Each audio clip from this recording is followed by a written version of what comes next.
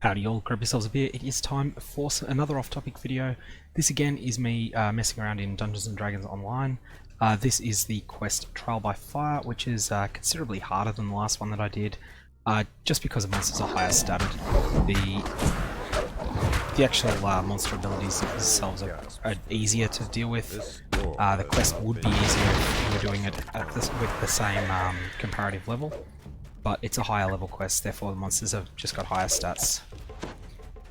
DDO is very goal oriented in quests, so it's not about killing monsters the way that Path of Exile is. So rather than say in Path of Exile, most of the rewards for a quest come from killing the trash on the way. Quest by quest I mean map there. In this game it's very much you need to meet these objectives to get your rewards. You will also find treasure chests on the way sometimes, and this quest has a couple of them from memory. I'm just gathering up a huge pack, at which point I will burst them down, dropping a whole lot of major abilities. Now there's something that's doing powerful damage, lightning damage over time that can actually scare me. Find one of these monsters as a champion.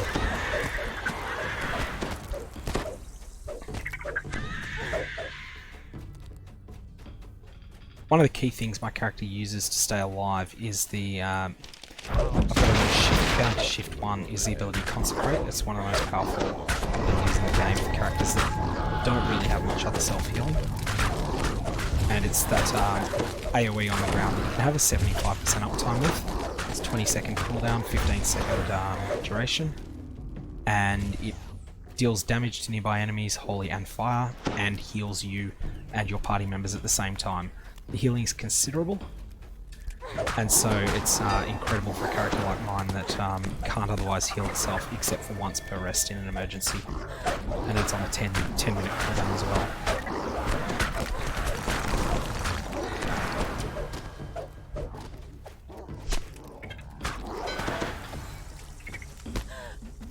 So you can think of, if you're coming from Path of Exile, you can think of the monsters that have got the crowns over their head as being rare monsters, and these are basically white monsters. With the exception of the Black Heart Warmongers, which are just the toughest monsters in the zone, they would be magic monsters, although they don't have any random mods.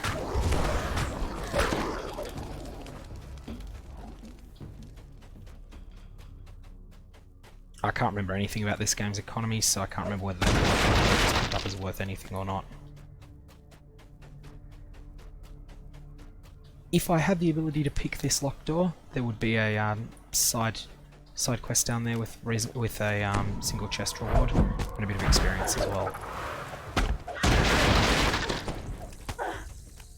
The troll hurls a large. This is a must-kill mini-boss.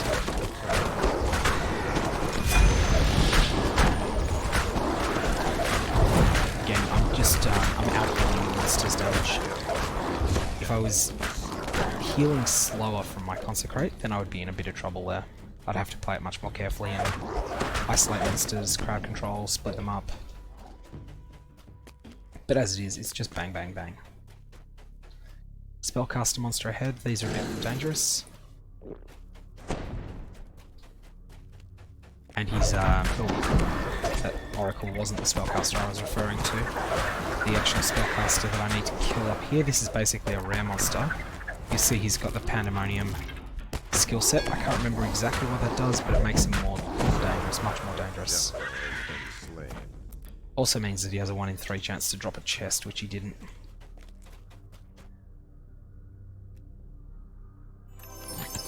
This is a popular, or at least this used to be a popular speed clear.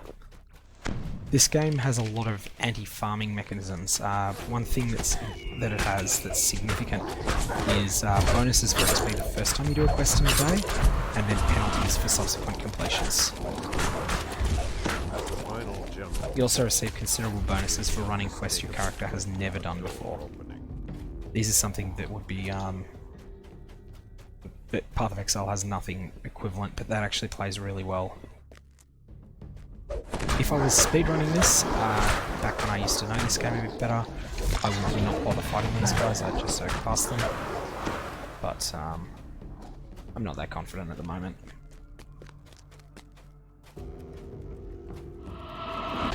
This Demon Soul is again, it's like a rare monster. Exile. And so is this Soul of Ice. This will deal a cold DLT whenever it hits me. It actually didn't hit me for some reason. Should have hit me a couple of times. Drop down to where the boss is. As you drop down, you hear a And this is the boss encounter for this dungeon.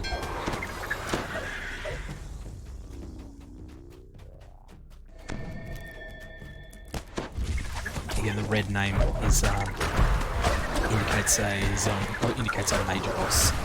Red name monsters have considerable immunities. This game has a lot of spells that do things that you don't see in a lot of other games, instant kills and things like that. I'm stunned at the moment. Again, I can crowd control monsters, but they can crowd control you. Red names are immune to almost all crowd control. And there's completion and XP and the main loot chest. At this point, if I was in a group, there's another chest I could trivially get, but I'm just not that fast. This game doesn't really have much in the way of random loot. It's much more the loot that matters comes from specific places mostly. And this is content that's been obsoleted. I see the terror of our history when I look upon this battlefield. About to get attacked. Giants have done great evil. I feel it in my gut.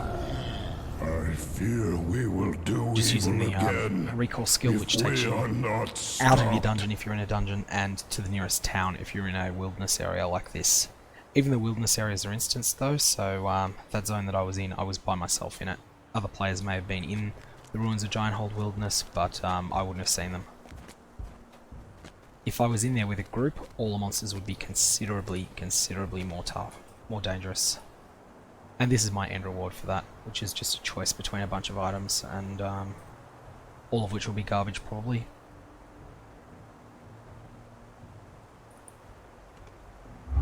So I will take the, I'll take basically those things that I just picked up there are tokens that when you get enough of them, you get a specific cash store item that is otherwise money only. So it's basically a pay to avoid the grind item. It's not a particularly obnoxious one, the grind for gaining an epic reincarnation token, or in my case an iconic reincarnation token, which is one of the things that lets you restart at a character at low level.